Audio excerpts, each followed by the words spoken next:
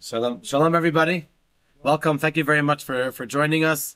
And Bezrat Hashem, Halavai, this soon we should have a much larger area. We should be able to have many more people join us for the Beit Midrash. And when I fill in, I like to learn the Rambam.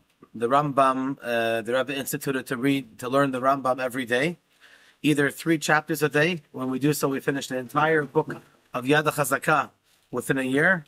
Or if we cannot do 3 chapters a day, then we do 1 chapter a day, which then we finish the whole entire Rambam in 3 years. Or to do the Sefer HaMitzvot, the mitzvah of the day. And in that case, it goes according to the cycle of the 3 chapters a day.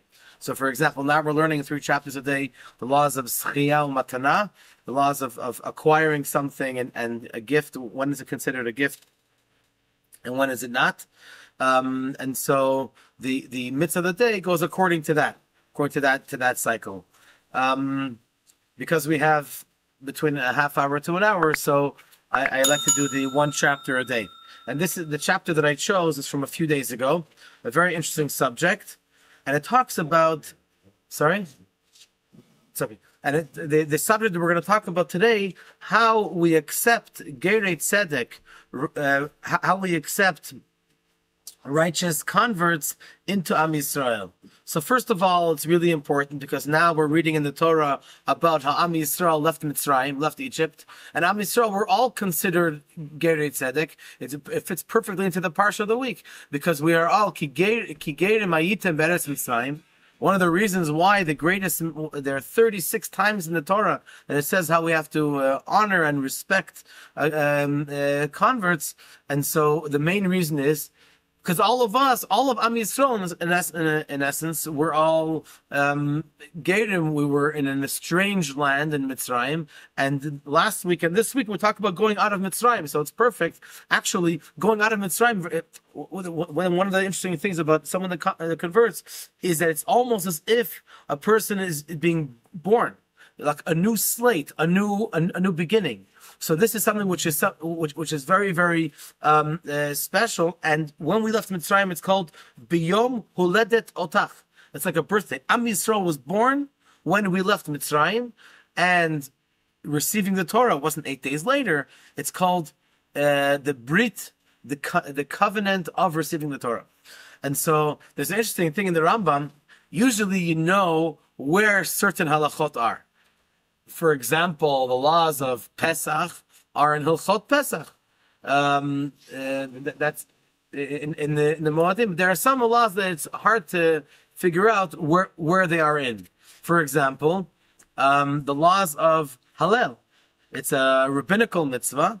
For all practical purposes, we don't know.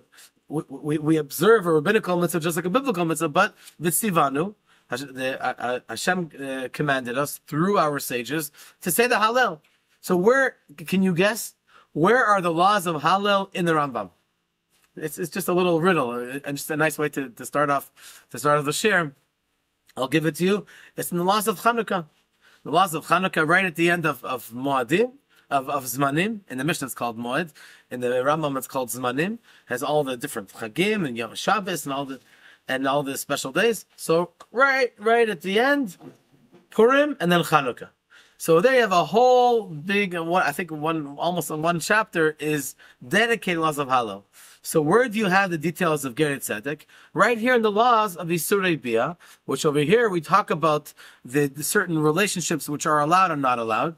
And over here we talk about the Kohen and other types of relationships. And so the Rambam says in the 14th chapter of Hilchos Issurei Biah, I made copies for you. By the way, I specifically wanted the first half of the page to be there, so it should whet your taste a little bit. So you can go home and go on our website, JerusalemChabad.org. First, every day you can do the Rambam of the day. It's in Hebrew and English. You can choose, like I printed up for you, both. One column in Hebrew and then the left a column in English. But also, you have recordings of Rabbi Gordon of blessed memory for every day. He's unbelievable. And then you have Sichos in English in Rambam, and you have Rabbi Zion, the Shliach in Sola in LA. You have Rabbi Resnick, who was a Shliach in Northern California. You have Rabbi Rappaport, you have Rabbi Goldberg. Basically, you can also do by how long it takes. So some are more in depth, some are less in depth, but usually you connect to a certain kind of guy. Like Rabbi Kaplan, I know he does the mitzvah of the day. It's fascinating. So when you choose on my website daily study, and you click on the 1 chapter a day or 3 chapters or 1 mitzvah or the mitzvah for the day, sometimes it's a few of them, you can listen to the recordings. Very, very interesting. It's some of them are really in depth. It's beautiful.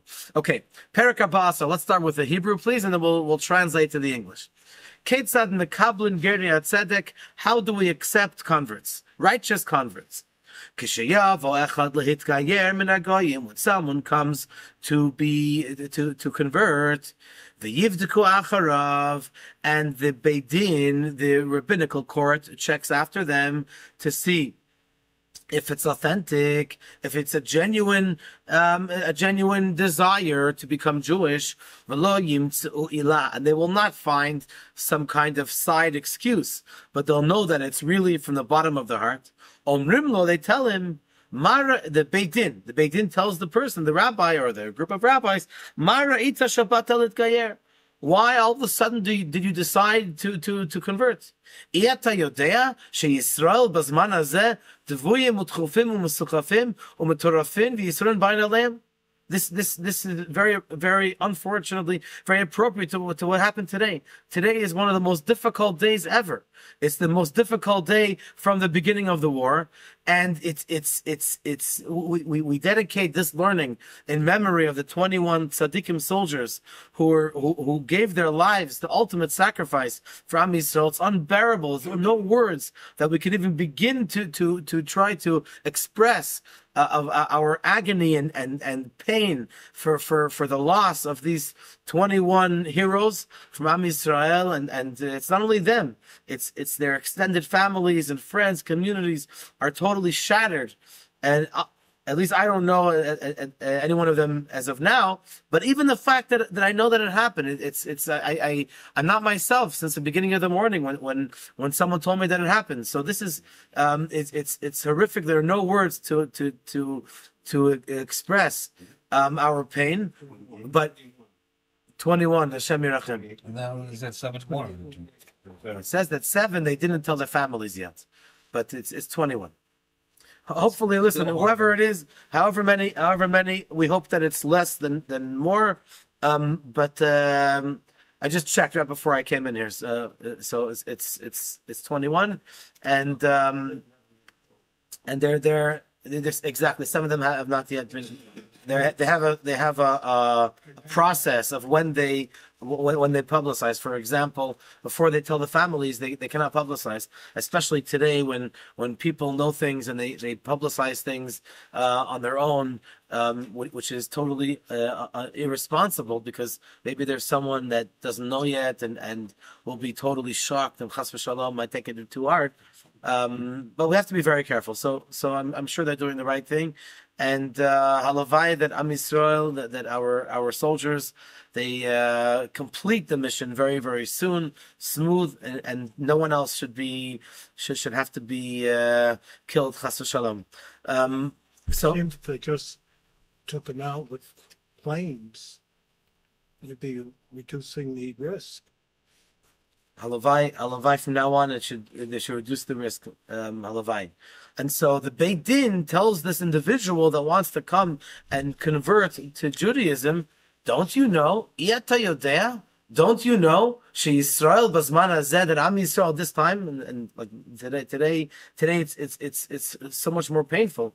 Devuyim u'sechufim u'mesukafin, they're persecuted and they're pushed around, u'metorafin, and the Yisroel bayin aleim, Hashem Yirachem, God, Hashem should protect us. That how Am Yisrael is chased and ridiculed. Like why would you want to be part of such a nation? What's the logic? Imamar ani yodeya v'eini kedai. If the person says, I know, you're not telling me anything new, I know already, and I still want, 1 second please.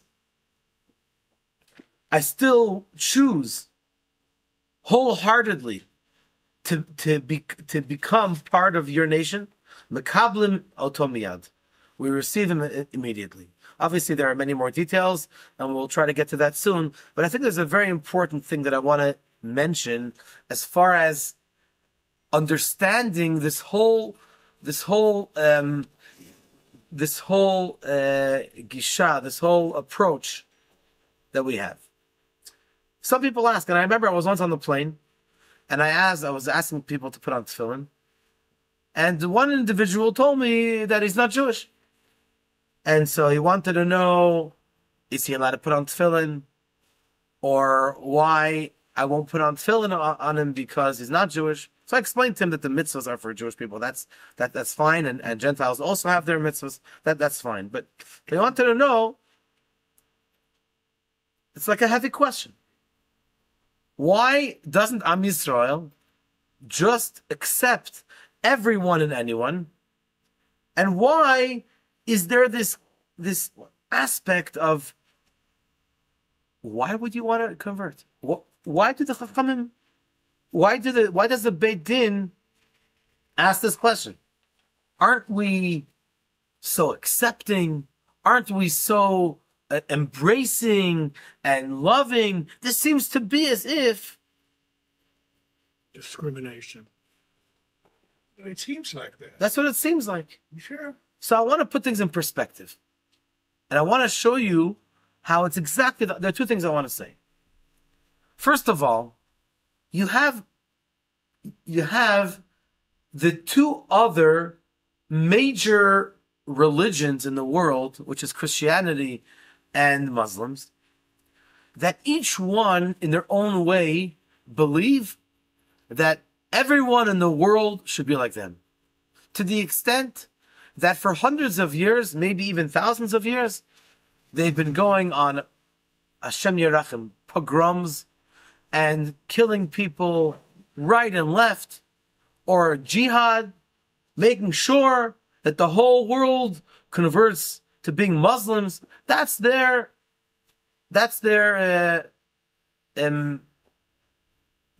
basis. That the whole world needs to be them. And they'll do anything in their world. They'll go to the farthest ends in order to accomplish that. The Jewish religion, which is significantly smaller than the other two, but we're Baruch Hashem we're Or Lagoyim, we're a light to the nations. Our approach, the Torah approach, is interestingly otherwise. What's the approach? We believe in divine providence. What's divine providence? If Hashem wanted Mr. A to be in a certain place at a certain time, then there is a reason for it. That means, I think it's an amazing teaching. It means that you have a mission of some sort to bring tikkun olam, to complete the world, to perfect the world, to elevate the world in some way, shape, or form. Whether it means to say a nice word to someone, whether it means to repeat a pasuk, a verse of Torah, or a Mishnah, just by yourself or to someone else. But you have a mission. You have a purpose. David HaMelech says in the Tehillim, Me Hashem mitzadei gever konanu. Hashem set out our footsteps. He prepared it. It's not just that we ended up walking there. How many times has it happened to us that you're walking from NACHLAOT to Rechavia, and you usually come down, I don't know, Osishkin Street, and just one day you just found yourself walking Betzalel and cutting through Shmuel Nagid. I just did a random example. Whatever, you're just walking, I don't know. So you think it's because it's raining, so you want to get there quickly, or it's because I don't know, there's the street is blocked off, or maybe it's not. Whatever it is. Hashem, if it's not good or bad, if it's not a choice of good or bad, everything we do is predetermined and orchestrated by Hashem. as a little tip, you might want to just think about it one day. You're walking like, what am I doing now? You know where you're going, but sometimes oh yeah, I missed it. I'm so stupid. I missed. You're not stupid. Happens all the time. It happens all the time. It's not that you missed the way. It's Hashem that put into your mind that you should forget for a moment something because you have a mission to go here and not there. Or when you go to, for the Chabad rabbis, it's not so difficult to choose a white shirt. You have 10 white shirts hanging in, or 5, and then you choose 1 second, which white shirt should I wear today? So usually put your hand in, you take it. Once again. Or they have different color. It was just a joke, but obviously whatever is just standard, you go shopping, you take this, it's because Hashem wanted you. This is a side note, but it's a great point in the Baal Shem Tov. In chapter 107 in Tehillim, David HaMelech says like this. I love repeating this line. Re'evim gam tzmeim literally means hungry, plural, and those that are thirsty, plural. Nafsham bahem titataf. Their soul becomes wrapped up in it. In other words, what happens? You eat, you drink, selachayim, and your nefesh, your soul is in there, but you're getting into it. So you should know that it's your body that's getting into it, that you're hungry, but your soul, nafsham bahem titataf, it's wrapped up, the soul is wrapped up inside. The Baal Shem Tov says something profound. He says, Reivim gam tzmeim, you're hungry, you're thirsty, and there's a nice cake over there, or barekas, or rogalach, and you're like looking at it, and you take one. So most people will say, "Oh, come on, be mature. What are you letting yourself get dragged after materialistic cravings? Come on, control yourself." So Baal Shem Tov says, of course, that's not a bad thing to control oneself, but he says like this: Reivim, gam tzmeim, you're hungry, you're thirsty, and you go to take the nicest, the biggest barekas. You should know, nafsham bahem titataf, it's your soul that really wants it. You think it's just the craving of the body, but in fact, there is a connection, a soulful connection, or a spark of godliness connection that's in that rogalach that pulled you to it. And you have a special mission to elevate the spark which is in that rogalach. I think it's such a cool thing. It puts a totally different perspective on our lives. And that's what I'm trying to say. May Hashem mitzadei gever konanu. If we find ourselves in a certain point, in a certain position, a certain place, at a certain time, there's a reason for it. The trick or the difficult thing is to figure out, what's my mission now? A tzaddik knows his mission. So he knows also our mission. He knows why I'm here, you're here, and you're here at this time. He knows our mission. So if you're at a Torah class, it's quite clear. Learning Torah. We walk in the street, we walk into a store. Well, what's the purpose? Or there was more than one person that wrote a letter to the Rabbi and said that he's in the hospital. And what's he doing here? He doesn't belong in the hospital. The Rebbe said, you're in the hospital to either put on tefillin with someone, or to give out Torah leaflets, or to give women the candles that they can light it in the right place, that it won't burn the hospital down, chas v'shalom, to put it in the right, and they always have I'm obviously adding my own context. And in other words, we have a mission. So a person thinks that chas v'shalom they're ill. Who knows what happened? Who knows what's the reason? Maybe the reason is for hopefully that's for a very short time to be there to do the mission and then go back home. Finished. The illness is over. That only Hashem knows. We have to do our best. So now all of that was a paraphrase. Yes. I got a question. What about a bad person who's trying to do you harm? I mean, is God has to do something with it? That's a great question. So this is a very, very long and deep subject. But in short, in an anecdote, first of all, anything that we do, if it's a choice of good or bad, that's our choice. So it's almost like, and I think it's, relatively speaking, it's a small percentage of the day. Most things we do, we go to work, we do our things, we go to shul, we go to eat. Most things are regular, are not a choice than good and bad. When you go to the store, you want to buy something kosher, and God forbid nothing that's not kosher, that's 30 seconds or 5 seconds of a choice. Do I do it or do I not do it? Do I control myself or can I not? Or how do I control myself? How do I get myself to overcome? But that's all, relatively speaking, I think pretty short. Everything else, that's number one. Number two, the Alter Rebbe talks about in the Tanya at great length, just in a nutshell, that when Reuven hurts Shimon, so Shimon was doomed to be hurt. Reuven didn't have to step in those shoes to fill that, to do that. So because he's the one that chose to hurt Shimon, so he is the one that's going to have to receive a punishment for it. And it's a whole long issue about right now we're reading in the Parshas about Mitzrayim and punishment for Paro and the Egyptians. Why did they have to get punished with the plagues and so on and so forth? So the answer is because he stood up to the plate and says, I want to be the bad guy. So okay, so you have to pay for it. So let's get back to the subject of why in Judaism do the sages make it difficult for someone to convert to Judaism? The answer is as follows.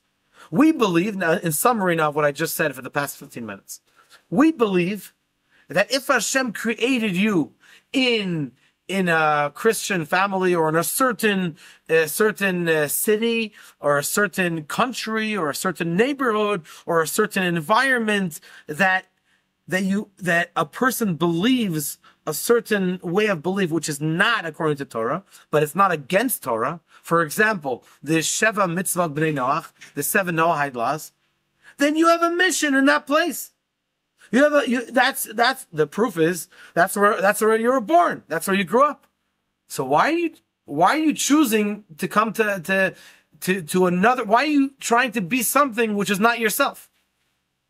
So therefore, we want to check that by telling the individual, "Are you sure you want to do this?" That's our way of saying, "Come on." It's almost a nice way of saying, "Look what Am Yisroel is going through. Why in the world would you want to be part of such a nation?" So it's not really pushing them away. It's basically putting the cards on the table and saying, because we need to make sure that you really, really, genuinely want to become Jewish, then we ask them this question. That's number one. Unlike the other big religions, that they will go Khalila on a jihad, or they'll do pogroms for hundreds of years in order to make everybody their religion. We believe there's nothing wrong.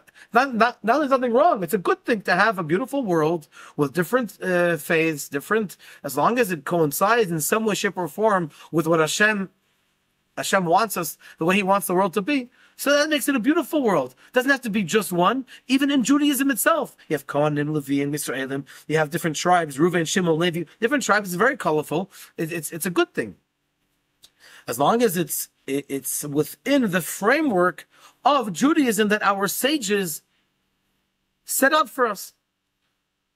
That's number one. Number two is another point, and that is that let's bring I'll bring an example from education. I like working from that, but let's first say the point. Amen.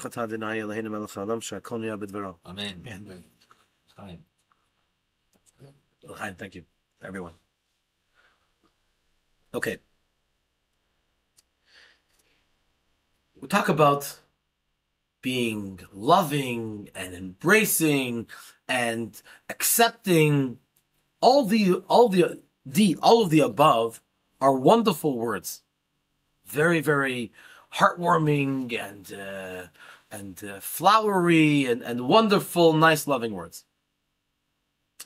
But there's a rule in discipline across the board. The rule is that the individual needs to know the boundaries, needs to know the framework. Okay, I'm walking now into say a million examples. I'm walking now in this is just off the cuff. Okay, there's a good example. I'm going into an interview to receive a job. So, especially if it's for an office job of some sort, maybe you're not going to come to the interview in your shorts. Maybe. Is shorts a bad thing? It's a wonderful thing. It's nice. It's casual. But I'm guessing you're not going to come. Maybe in Israel you will. It's possible. Up until 15 years ago, the prime minister, without a tie, just open shirt, hairy chest sticking out. But it's a certain style. But whatever. We once did an event, maybe you remember, it was right before the Corona. It was exactly Tu B'Shvat. It was exactly 4 years ago. Exactly 4 years ago. It was the last big event that we did. It was in the Shara Shesa. We did it. We had maybe 200 people. Great event for Tu B'Shvat. We had a number of people. Tamir Goodman, he spoke, and a few really good guys. It was great. So I'm not going to say the name. The guy from the Iriyah, one of the machers over there, he comes and he speaks a few words. And he comes in with the sandals, and he even had the I don't know if I should call it the chutzpah, but he was trying to show off that he knows a little English because his grandparents came from England, and so he says, "Look at my sandals! Look!" I almost went crazy. I was turning colors. He should be the one that should be embarrassed, not me. But whatever. But anyways, it's a certain style. So you come to an interview, and obviously that's where you're going to work. Also, when you work in such a place, you know that there's a certain red line that you don't cross. Now, you can say, 1 second, anybody that wants to come, what do you care if he's wearing shorts? What do you care? The answer is that everybody understands, not a Jewish thing per se. Everybody understands in their right mind that if you're going to work in any place that's respectable, then you have to come dressed in a certain way. It's not only about dressing. It's how you speak. It's how you eat, how you act, how you interact with people, with fellow staff members.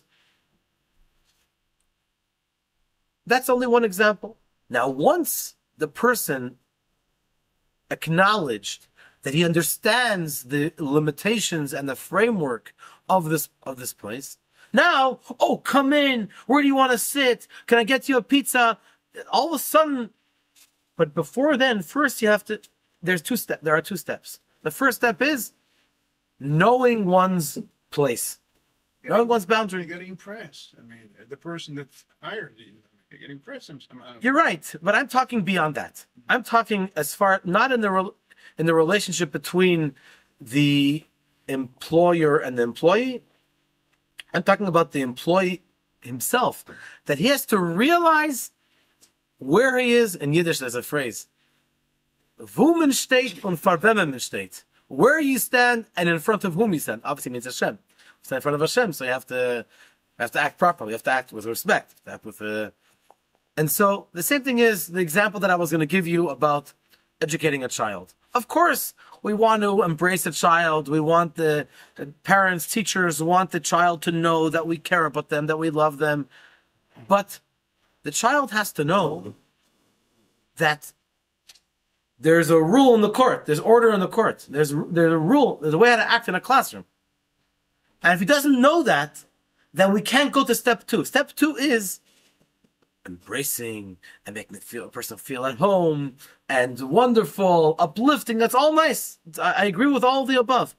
All I'm saying is there's one prerequisite, and that's understanding where he is. And a kid that comes from kindergarten or pre-1A into grade 1, that's already 2 different worlds. There's preschool, whereas you have a ganenet, you have a kindergarten teacher, and then you have a classroom. That's a difference. All of a sudden you have to sit. Right? Now you can't expect a 3-year-old to sit in a class like this at his desk, but at 5 or 6, then you do expect. And if the kid doesn't understand that, we're going to make sure that he understands it, because if he doesn't understand it, he's disturbing the whole class.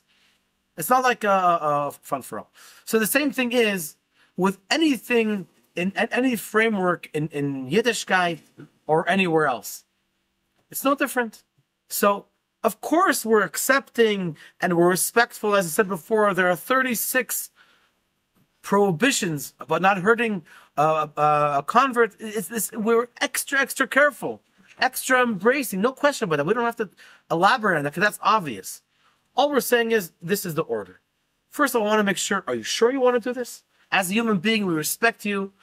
You can stay in the framework that Hashem put you in, and you'll be fulfilling your mission in which you came to the world 100%, maybe even 110%. You want to change gears? Okay, it could be. It could be. But we just want to make sure that we understand that both of us understand the importance of the accepting of Torah and mitzvot and the of being Jewish. It's a neshama. Once you got it, that's it. You're in. So we're happy to bring you in. Okay, so I hope the point is clear. Are there any questions before we go on to the second halacha? Well, I just want to say, like, the rabbis try to dissuade them from conversion. Yeah, that's what we just read. Correct. But it's within reason. It's not like pushing someone away. We want to make sure that they understand the responsibility. Listen, it's a zchut. It's a privilege to be part of Am Yisroel.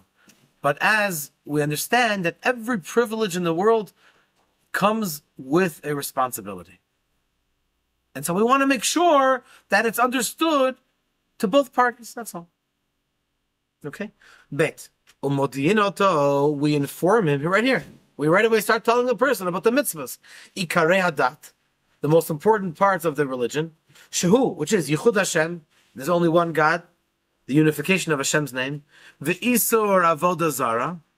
And the prohibition of not serving idols. Umarichin badavar hazeh. We speak at great length in this point because it's important that that these are the foundations that the person understands. Like we're going to read next week in the Parsha Yitro, the 10 Commandments, and over there we have the first one is the main positive commandment, and the second one is the main prohibitive commandment. This is the foundation. These two are the foundation of the entire Torah. Number one, to understand that there's only one God. The one who is not Jewish is allowed to believe in Shituf. There are different opinions in this, but basically they're allowed to believe there's a God, and there are other powers that also are powerful. They also make whatever. That's Am Yisroel. We believe there's only one God. There's nothing else that has any power. Everything else is just like an axe in the hand of the woodchopper. Do you think the axe has any say in the matter? 1 second. I don't want to hit this part of the tree. Bring me a little higher. We don't ask him his opinion. It's just just like an axe or the steering wheel of the car. You think it has an opinion? 1 second. I want to turn left, not right. The driver wants to turn right, and that's Hashem. Hashem is the driver. We're all like everything. Everything in the world is only kigarzan biyad hachotzebo. So it's very important that a person coming from another environment should understand this at great length. And we inform the person some of the quote unquote lighter or easier mitzvot, and some of the stricter mitzvot. We do not do that at great length. In those days, we still do it, but in those days it was very common that people, everyone had this field, and it was much different than today, where you go to the bakery, you just pick up a loaf of bread. Everyone was pretty much homemade, and so there are many laws about leket, gathering the different wheat and which parts we have to leave in the field. Shichav, someone forgets a couple of bundles. Upeya, the corners of the fields. Ma'aser sheni, before we eat, we have to first take off the little portion for the Kohen, portion for the Levi, and the different details. Umodin oto on shansha mitzvot, and we inform the person the punishments of the mitzvot. Ketzat, how is this, for example? Omrimlo, we tell him, Havei you should know. Sha'at shelo bata l'dazu, before you came to this religion, If you ate the fats of the animal which is not allowed to be eaten, you will not be punished, excision, God forbid, to pass away early. Chas v'shalom. Im chilalta Shabbat, if you desecrated the Shabbat, a person, God forbid, will not receive stoning. And now, after you're going to become, after you're going to convert, if you ate these forbidden fats, chas v'shalom, you can get excision as a punishment. Im chilalta Shabbat, if a person desecrated the Shabbat, a person can receive a punishment, stoning. The ein marbin alav, we do not say this, we do not mention about the punishments too much. The ein medaktikin alav, and we do not, we're not too particular. Sorry? We don't emphasize. Thank you. The details. Shema yigrom l'tardo. Because you hear this? Here's the point. We might make, I don't know if the English translation in front of him, we might make him very, very, very disturbed. He might go away from the good way to a bad way. In the beginning, first we bring a person with soft words and encouraging words, uplifting words. As it says in the pasuk, in the prophets, we try to draw a person closer with ropes and ropes of love. In other words, it's symbolic of the exact opposite of what we could have thought when we read the first paragraph. Because now we see that it's an obvious thing, but we don't have to elaborate on the fact that in the Torah we're very welcoming and we're very embracing. That's obvious. It's just that in the beginning there is a certain sense of making the framework, and now we don't even tell them. We don't want to burden them because we don't want them to go away. Chas v'shalom. Gimel. Look at the number 3, paragraph number 3. Just like we inform them the punishment of the mitzvot, we also inform them the reward of the mitzvot, of the commandments. We inform them that by doing these mitzvot, he will merit the life of the world to come. There is no complete tzaddik. Only a person of wisdom, that he does these mitzvot and he knows them. So we try, we do our best, we learn. The more knowledge is power. The more knowledge we have, the better we can do the mitzvot, Be'ezrat Hashem. So it's important that we know both the rewards and the punishment, so it helps a person make a correct decision when to do right and not to do wrong. Okay, let's do one more halacha, one more paragraph. V'omrimlo, number 4. V'omrimlo, we tell the person, Hevei yodeya, you should know, Sha'olam haba, that the world to come, which means, firstly, the world after a person passes away, that's the spiritual world, Olam haba, Gan Eden, which is loosely translated as the Garden of Eden, which is heaven. And then when Mashiach comes, that's the ultimate Olam haba. That's the ultimate world to come, quote unquote. So the Olam haba is Ela la tzadikim, only for the righteous. V'hem Yisroel, and that is Am Yisroel. Once again, we are giving the person encouraging, uplifting, welcoming, embracing words. That you should know that you're coming into a nation that in the world of truth, in the world to come, that's for tzaddikim. And we know v'amech kulam tzaddikim. All of your nation are tzaddikim. And that you see that Am Yisrael is pain in this world, you should know that tovahi tzfun alem, that there is a great good which is hidden for them, waiting for them. Sheinam yicholin lekabel rov tova ba'olam hazeh ke'umot. They cannot receive so much good in this world as the nations of the world, the other nations. Maybe if they'll have too much materialism or too many temptations, then maybe they'll be egotistic, and they will make mistakes, and they will lose their reward in the world to come. As it says in the second to last parsha in the Torah, Vayishman Yeshurun Vayivat. Yeshurun means Am Yisroel. It's another way of saying another name for Am Yisroel. Yeshurun will become fat, and they will kick away. They will chas v'shalom. It's symbolic of being coarse and into materialism. And then when a person becomes an egotist, then they push away anything which or some things which are connected to kedusha, to holiness. And we don't want that to happen. We want a person to be refined. We want a person to be susceptible to Torah concepts, to understand, to have a refined mind, a refined heart, that we should be able to be less coarse and more adin, more softer, in order to be able to accept someone else. That's one of the reasons why we say l'chaim. What do we say l'chaim? And so some people say, in some circles, say l'chaim tovim ilshalom. It's not bad. It's whatever. It's for good life and a peaceful life. But in Chabad we say l'chaim v'livracha. It comes from the Maggid of Mizrich.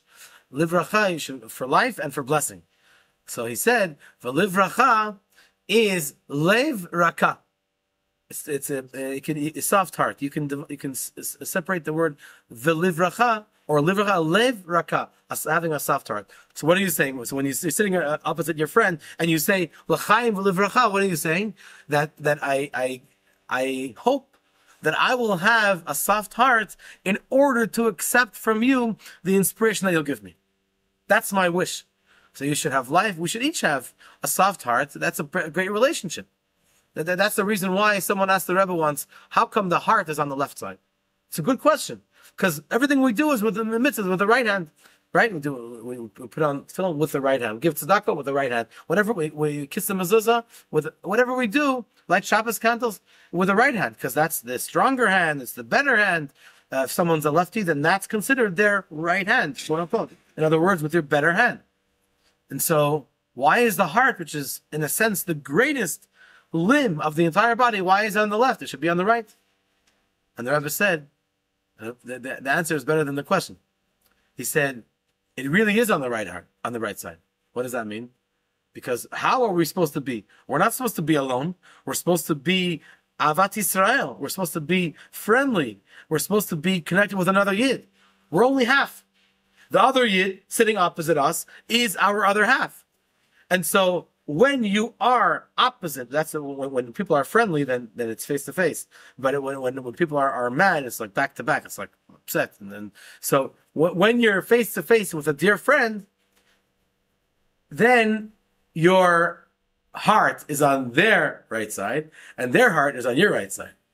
So really, in the ideal scenario of having Avas Yisroel, the heart is really on the right side. If someone is alone, well, that's wrong. You're right. That it shouldn't be on the left. So let's find another Yid to embrace, to uplift, and so that will have the heart on the right side. Then we'll be complete. Otherwise, we're only half. And so let's summarize this shir that we learned. A very, very interesting subject, and of course it's longer, and also the chapter beforehand. You could do your own on learning. Excuse me.